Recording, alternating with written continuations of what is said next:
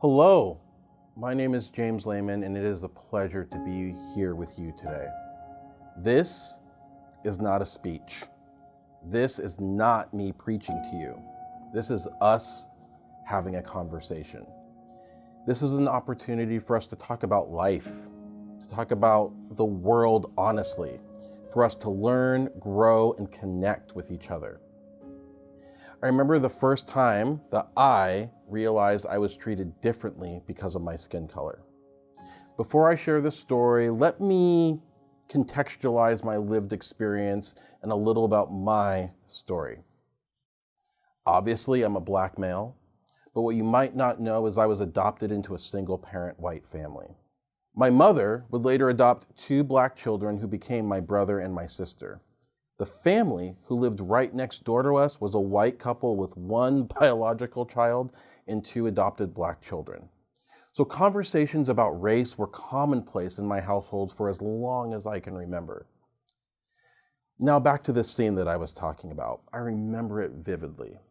I was in 3rd grade, at recess. My friend was going around chatting with different classmates, but was intentionally avoiding me. I would go up to him and ask, "What were you telling everyone?" He said, "I can't tell you."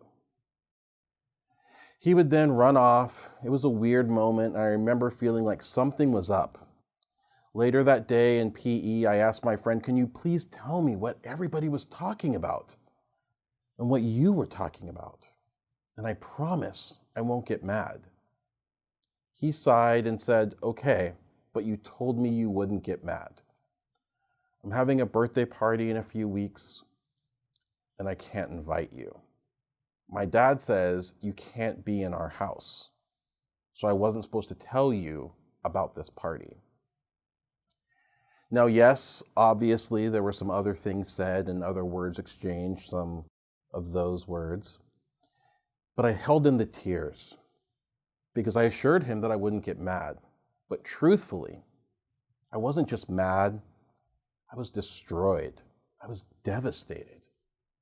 I went home that day and walked home thinking about this entire moment and all the feelings associated with it, and I was crushed. That night, I told my mom about it. She called our neighbors, and they came over, and they sat all of us kids down and explained racism. And that unfortunately, there are people in the world who will make us feel less than. I tell you these things not for anyone to feel sorry for me or feel bad for me, but as a way for me to explain moments in my life where I was unsure about where I fit in this world. Moments where I didn't feel like I belonged. Moments where I felt like I wasn't truly seen. The feeling of being lost in the world, unfortunately, I believe happens to many of us. You, me, adults, your peers, students all over the world. It happens. So how does that relate to Martin Luther King? You're probably asking yourself at this point, who, yes, we are definitely going to talk about. How does my story and all of your stories relate to why we celebrate Martin Luther King 52 years after his passing? I'm going to tell you. But before I do, let me ask you a question. How many of you have heard this phrase with something negative attached to the end of it? Kids these days. You know, every day I get to work with kids these days. I got to tell you, I see you. I see the struggle some days that it takes for you just to hold it all together. The struggle to live in a world that constantly tells you that you are less than. I see you struggle to live your authentic lives when the world and the media and everybody tells you who you think you should be and who you are and all of that. Let's ignore all of that. Right now, in this moment, I see you.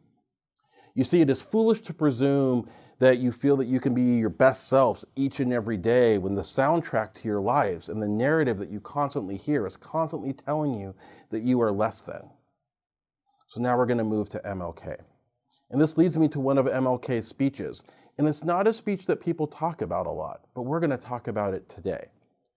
You see, many don't realize that he was a champion for kids these days. He fought for the kids of that era to have a voice, to stand up, to rise up, and be the best versions of themselves each and every day. 6 months before he was assassinated, King spoke to a group of students at Barrett Junior High School in Philadelphia on October 26, 1967. Here are some of the words, and then I'm going to give you my interpretation of what I think these words mean. Martin Luther King said this: "Number one in your life's blueprint should be a deep belief in your own dignity, your own worth, and your own somebodyness.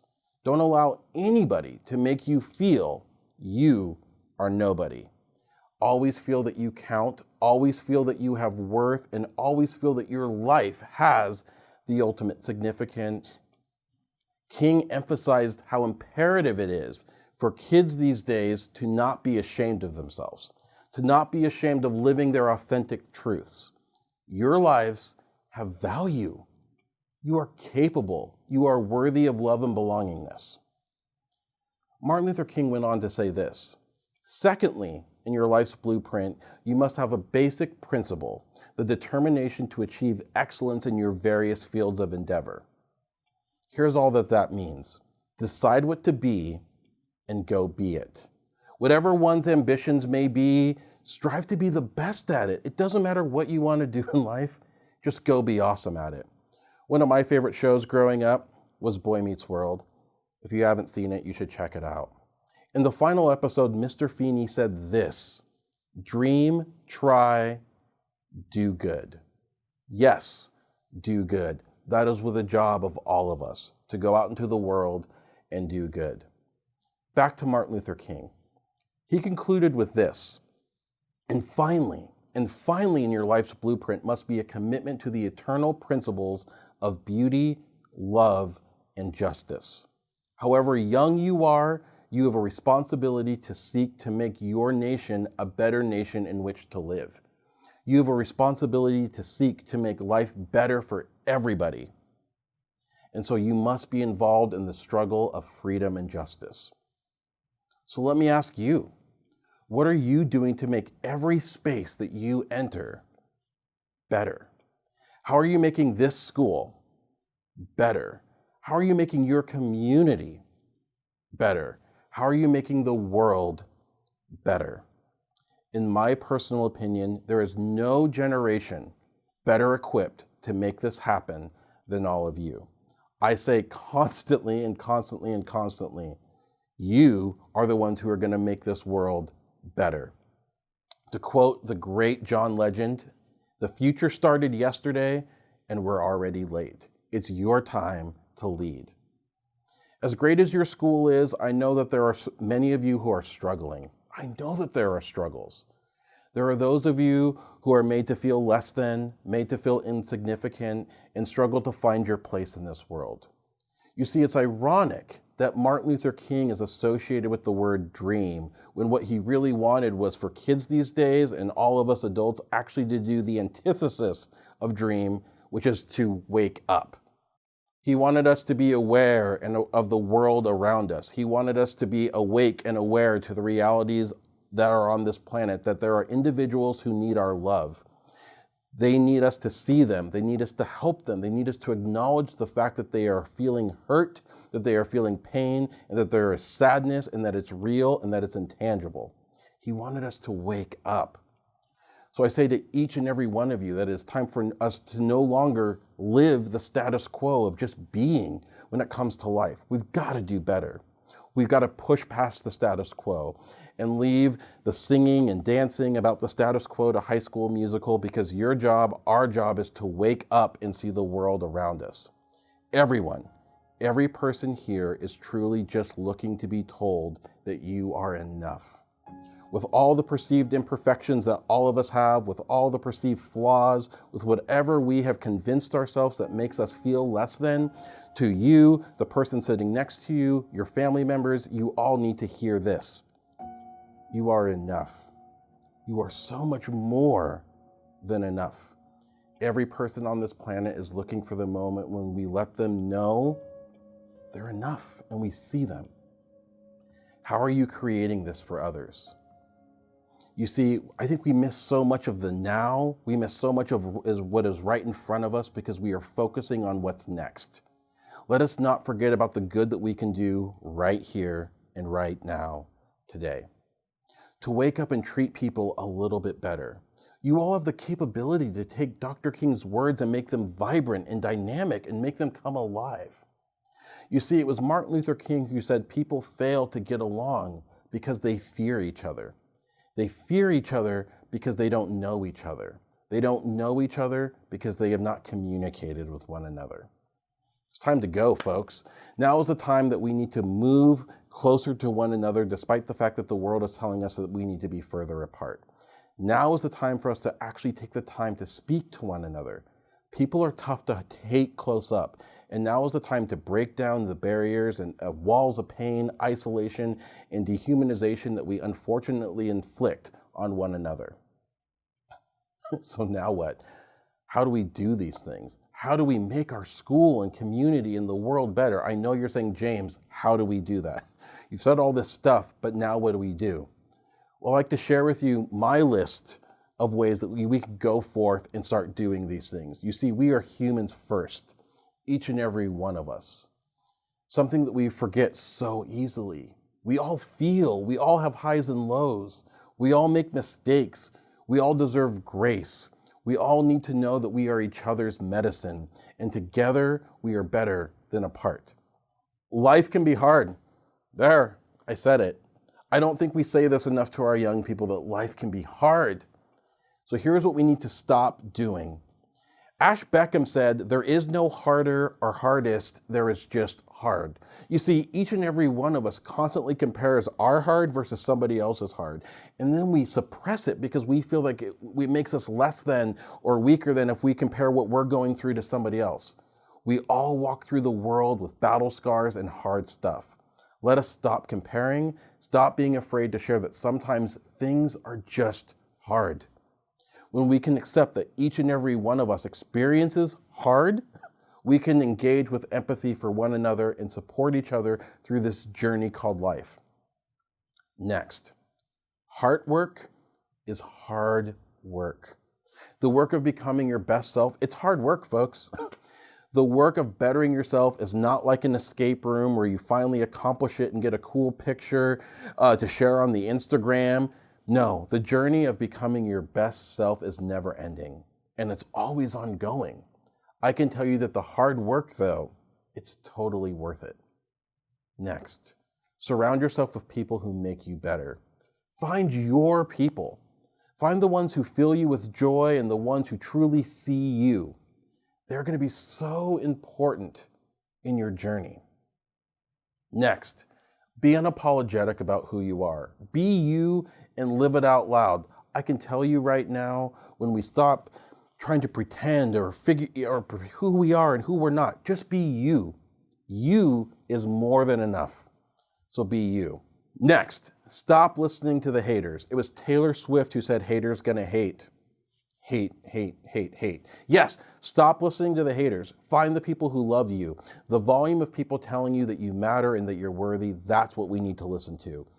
Haters, turn that volume down and move past it. Only listen to the good stuff. Next, practice gratitude like it is going out of style. Tell those important people to you in your life that they are important to you and that they matter. We go way too much in this world and spend way too many days without just taking a moment to pause and tell people that we love them and appreciate them. So do it. Next, be kind to yourself. Check this out. And yes, this is a James Lehman original, but go with it. You are the only you who is ever you'd in this world. So treat yourself like a prized possession. Check it. Listen to this one more time. You are the only you who is ever you'd on this planet. So think about that. Why would you ever compare yourself to anybody? There is only one you. No other person has accomplished what you have. You are a marvel. You are extraordinary. Here it is one more time, because you are the only you who is ever you'd in this world. And finally, and this is a big one, you got to know your worth and then add tax to that, right? You got to know that you are worthy and that you are enough, and then add that tax, because this is how we start. That is how you begin to chip away at the negativity the world has to serve up. That is how you make this world a better place.